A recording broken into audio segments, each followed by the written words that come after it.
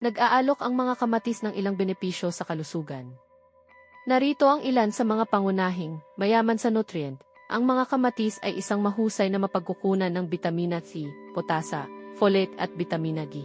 Antioxidants, naglalaman ng lycopene, isang malakas na antioxidant na naiugnay sa pagbabawas ng panganib ng sakit sa puso at cancer.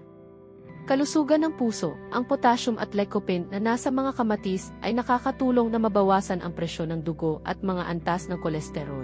Kalusugan ng balat, ang mga antioxidant, lalo na ang lycopene, ay tumutulong na protektahan ang balat laban sa pinsala sa araw at itaguyod ang malusog na balat. Nagpapabuti ng paningin, ang mga kamatis ay naglalaman ng bitamina G na mahalaga para sa kalusugan ng mata. Immune system, ang bitamina C na nasa mga kamatis ay nagpapalakas sa immune system. Pantunaw, ang mga kamatis ay isang magandang pinagmumulan ng hibla na tumutulong sa panunaw at pinipigilan ang TB. Pagkontrol ng asukal sa dugo, ang mga kamatis ay may mababang glycemic index na tumutulong na panatilihing matatag ang mga antas ng asukal sa dugo.